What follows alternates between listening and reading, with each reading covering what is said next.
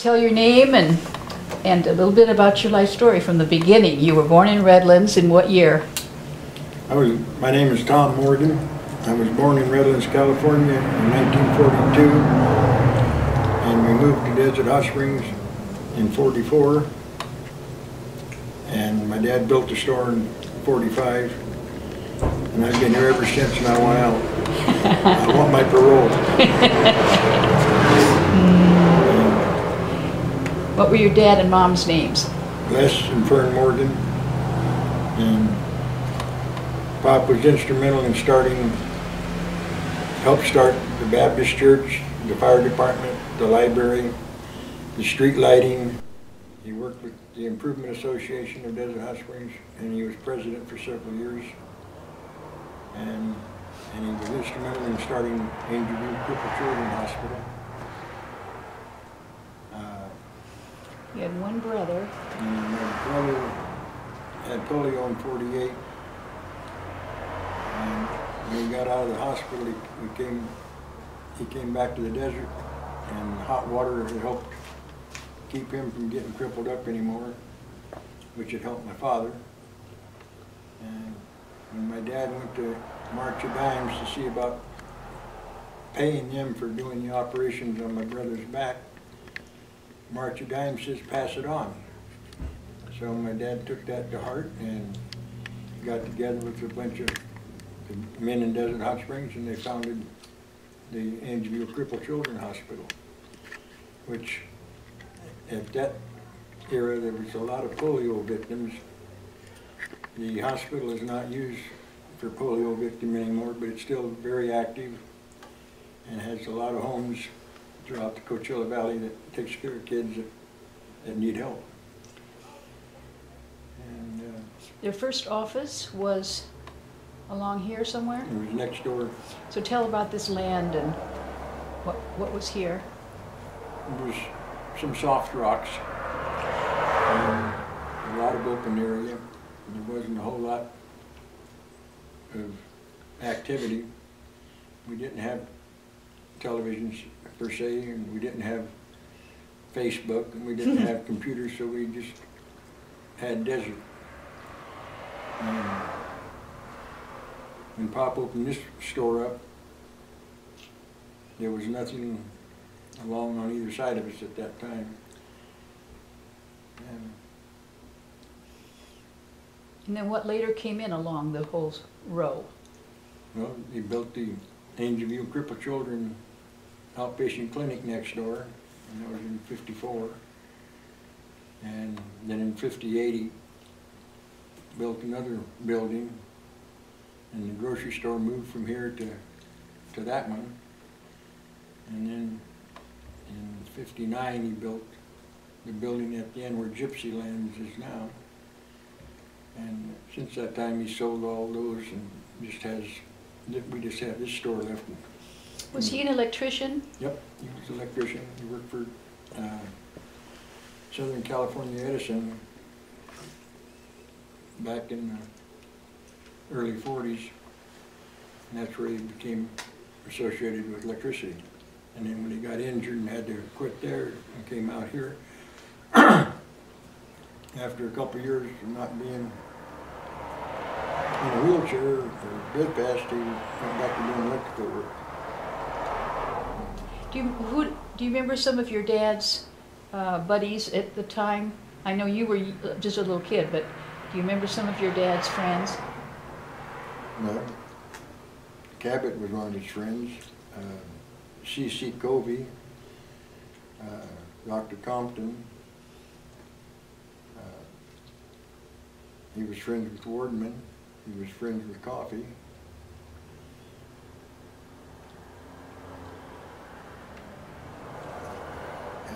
Eaton, I think, was one of his friends. I don't know, there's a lot more of them. And then Dr. Bingham played a role with your brother's illness? Yeah, he was the doctor that was working with Sister Kinney at the Children's Hospital in L.A.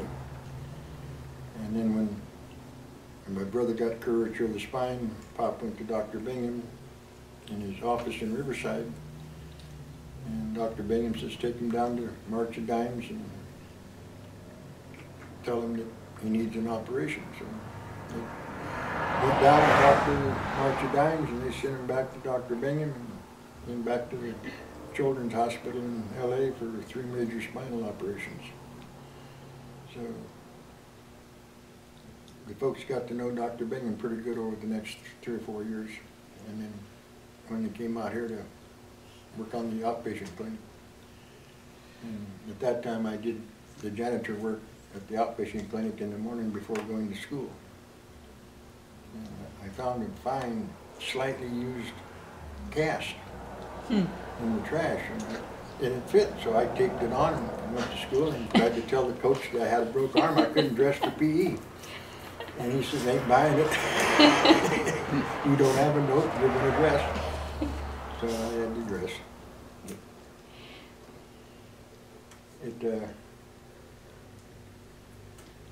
I almost got away with it, but it didn't. So now tell about your education. You went to grade school there on First Street. And my first grade girlfriend was a little blonde, and her father had a 1948 Cadillac, white. And we didn't have a bank in Desert Hot Springs at that time, so once a month he'd drive his daughter to Banning to the bank so she could put her allowance in the bank. He also owned the Desert Hot Springs Theater, which was real handy to be having a girlfriend that's dad owned the theater, because you got to go in and see movies and popcorn and soda pop. Now that building that the theater was in, was that an old Quonset hut that they brought over, or some kind of a military? It was a military hangar, I think, that was brought over and turned into a theater. And it was about what block? Pierce or Palm and? It was on, it's where the Seventh Day Adventist church is now, on 2nd Street. And the school was just across the lot from there. And her father happened to be in charge, own, or whatever, 2 Bunch Palms. What was her last name? Her name was Paulette, but I don't remember the last name. Was it Lips? What was it? Lips? Lips? Does that sound familiar? Could have been. L-I-P-P-S? L-I-P-P-S? Pauline? I'm not sure. We've got I think we have a family photo. I can check. I've got her picture someplace. But she was your girlfriend in 1st grade. Yeah. You were a fast mover. And then she moved away and went back to New York with her family. But we had a real big 1st grade party. All the students went out to the swimming pool at 2 Bunch, and it was quite a swimming pool, and it still is from what I can remember of it. Then in the 4th grade, we moved to Beaumont for 9 months, and then moved back. I decided I'd get me another blonde-headed girlfriend. And her and her mother moved to Desert Hot Springs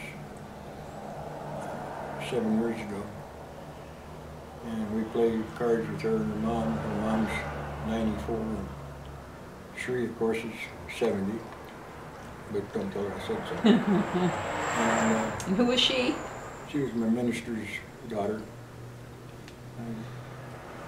Once in a while, I got a little sidetracked and started going out with minister's daughter. You know, you got to get your religion somehow. And so then after grade school, we took out on the bus to go to Palm Springs for school. What was the name of the junior high? Junior high was NNC. And I mispronounced and thought it was Nunes Colony, but I was told it wasn't. That wasn't the name of it. Nellie and Coffman. Oh, okay. Nellie Coffman was the junior high. Yeah. Nellie Coffman. That's a famous old woman. Yeah. And then Palm Springs High School. And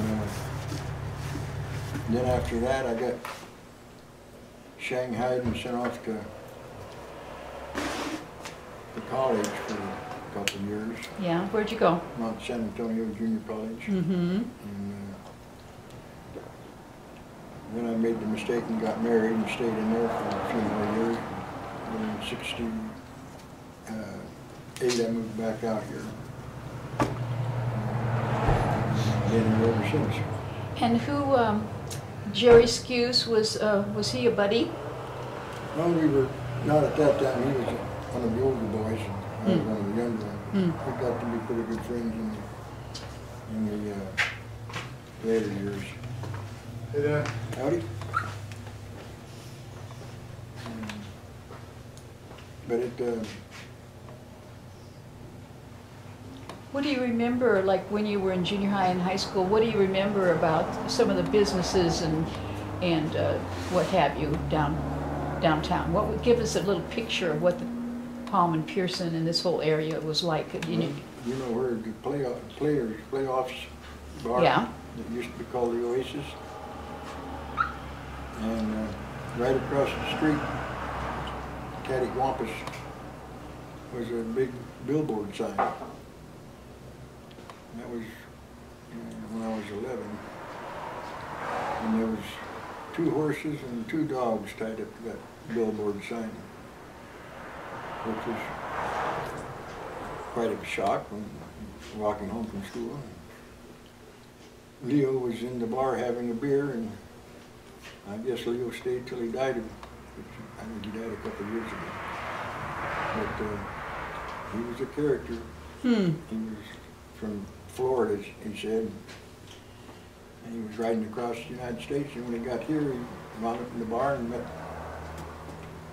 the lady from T-Cross K, and he went to work up there at their dude ranch. T-Cross K? Yeah. Well, I never heard of it. Is that one of the dude ranches? Up in Mission Canyon. There used to be a dude ranch. Of course, those little stone buildings that are up there. Yeah. Yeah. I don't know if you can get to it anymore because they put a gate across it years ago. But it was a regular dude ranch, and the Burnhams had it. And I used to go to school with Alicia. But it was, that's where he wound up going. He went up to work with the horses because they figured if he could ride a horse across the United States, he could probably handle horses. I guess. And then there was what else do you remember? There was a furniture store across the street from the Oasis. I remember the Alibi was across Oh, the the Alibi, right, the Alibi. When we were 14, 15, for excitement, we'd sit on the corner of Palm and Pierson and count the drunks going from the Oasis to the Alibi, from the Alibi to the Oasis, and from up the street down, and that was about all there was to do. We had excitement until you got your driver's license, and then you could just terrorize the town with burning rubber and all the rest of it. Yeah. Were there parades? Did they have parades back then? Oh yeah, they had parades. If they decided to have a street dance, they had a street dance, which was no problem because everyone here would be at the street dance, so you didn't have to worry about the traffic. And then when they started the hospital, there was parades and penny carnivals and things like that to raise money for the hospital. And you swam at Coffey's. I learned how to swim there when I was 3. Oh, that's right. You showed On the us. deep end. All right. I didn't like the shallow end. I guess I was not too smart. What else can you visualize around town besides the Oasis and the Alibi? The Palms, was it the Palms restaurant there at Palm and Pierson? Yeah. There was also the Idle Hour before that.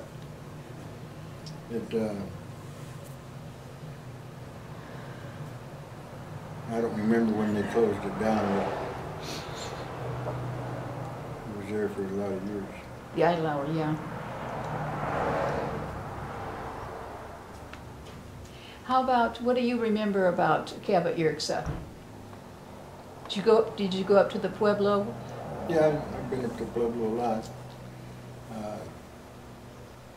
I did some work up there when Cole had the place, running new wires and things. Let's see, we're running? Yes. Okay. What do you remember about people being mayor and politics and that kind of stuff? Before the city became a city, I was working for a man called Ted Spalazza up at the Highlands Lodge. Oh, yeah? And that particular, I think it was 63. And he said what this city needed was a good, crooked city council. He was elected right off. And as far as I'm concerned, it's been a lot of that ever since. Was he the first mayor? No, he No. was a councilman. I think Skip Wright was the first mayor. But that was during the time when I was going off to college, from 60 to 67. So I wasn't too much involved in politics. At that time, I think Skip Wright was mayor, and Jim, his son, used to, in the evenings, he'd put his donkey in the truck and drive down to Tiki's bar and restaurant. And Now, which bar was that? it's down there across from Stater Brothers. It's a Mexican meat market now. Okay, Mexican It used meat to market, be- okay. It used to be the Sentinel, next to the Sentinel office. Okay. And he'd get bombed, and then he'd get on his donkey out of the truck and ride home on the donkey. That reminds me, Hazel Johnson's husband there had a picture taken with a mule, and he said there used to be like mule races. Does that ring a bell with you? They used to be in Big Bear. Oh. They would get donkeys and start them off at the bottom of the hill and try to drag them up to Big Bear Lake. As far as I know, they still have it. I never got involved. But not here in town that you can remember? There used to be a lot of mules and donkeys that were wild in this area. When I was 7 years old, they used to bring sheep up from El Centro and graze them in the spring. Keep them moving all the time. And there were mules and donkeys that had gotten turned loose that were still walking around. In 45, on old 62, up by the aqueduct line, the road makes a bend and there's a little low spot there. It fills up with water when it rains and has a lot of grass. And there was a bunch of Indian ponies having lunch because they belonged to behind the T-Cross K there was an Indian reservation. And one time we were driving up the road and you could see the Indians headed for Cabazon for the summer. And they were all on their horses going down around that area. But back when T-Cross K and Letha was up there, the last Indian died and the property reverted back to the federal government because there was no more Indians to live on. They all died off and moved off.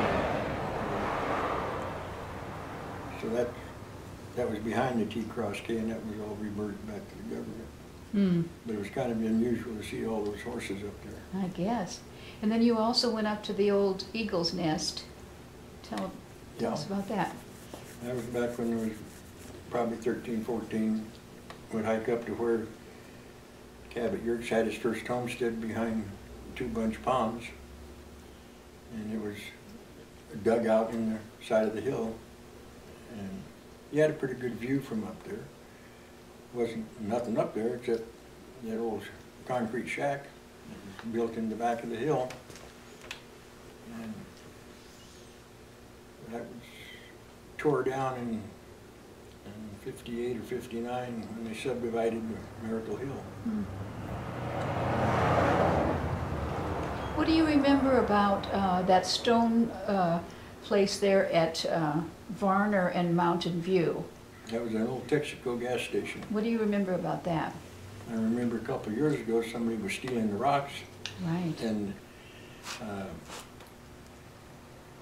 think it was Lynn said her husband saw the people out there one night working on it, tearing all the rocks out.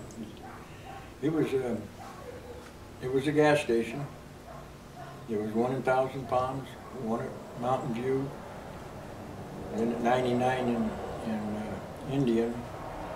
About every 20 miles or 10 miles there was a gas station across the desert because people ran out of tires and gas and overheated and the rest of it. So was Varner the road through the valley before the freeway came? There was Highway 99, 60, and I forget the other highway. There was 3 of them that went through there. And that Varner Road is as wide as Route 66 was back in the Route 66 days. You had a room for a car, and that's it. And you hope nobody was trying to pass when they shouldn't have been. That wouldn't work these days because it's too many people. But my dad worked at the gas station there in Garnett, the 76 station back in 45 for 6 months or a year or something like that. And there wasn't a whole lot out that way. Yeah.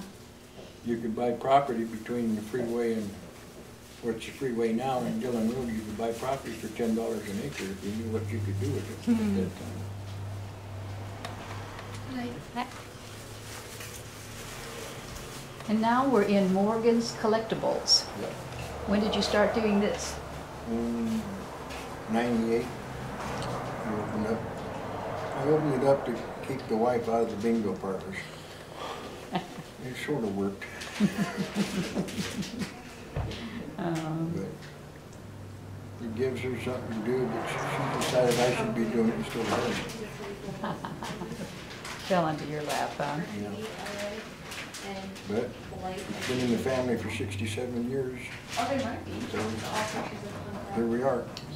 And do you guys have kids? I have a son and she has a son. Yeah. Where's your son? My son's in Ottawa, Canada. Oh. And her son works at Sam's Spa out on Dillon Road. Oh, all right. So, All right. Well, if you think of something we missed, you can give us a call. okay. I can do that. Yeah. I'm going to call Frank and jump his case. Yeah. Thank you. Thank you for doing it. Yeah, he promised at the meeting that if he could get me to talk, he'd talk, and he didn't live up to his end of the bargain. He's a dirty bird. It's called Covey's Corner. Well, is that, again, the one Covey I don't know, but I mean I know of Tom Covey in North Palm Springs.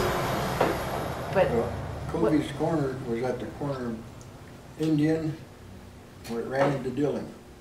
okay. And that's where Indian ended at that time. It was dirt going on up to Pierson. But there was a little concrete building on the corner, and Indian came up and curved like this and went to Dillon, or it went straight. And that was Covey's Corner. And years later, they opened up West Palm Springs up there off the freeway. Uh-huh. Are you familiar with that? Well, North Palm Springs. West Palm Springs, no, I don't Well, think. that used to be West Palm Springs, it's now Whitewater. Oh. Ah, They changed it, they named it West Palm Springs, a big development and all this, so, and it didn't take off. So it became Whitewater area. So if I squeeze through here and look, don't want to interrupt you. At that time, they decided to rename Covey's Corner North Palm Springs, seeing how they had a West Palm Springs. And I've mentioned that to people, and they say, oh, no, it's always been North Palm Springs. No, it's Covey's Corner. And Covey had a real estate office here in town. By where the dentist office is. And Oh, up on Pierson? Yeah. Where the Dr. Lau and Yeah. Dr. that was where Coffey had his home, and there was a barber shop and his real estate office and his house behind. They tore that down a few years back. Ah, But so many people said, no, that was always called North Palm Springs. Nope. yeah. Do you remember controversy when they paved Indian north from Dillon about building a curve or a right turn lane at Indian and Dillon? Well, there was the right turn lane went, like, Indian was here, Dillon was here, and there was a real estate office, and it went this way. But when they got around to redoing things, they tore out that right-hand curve. It made it real handy for making a speedway coming around.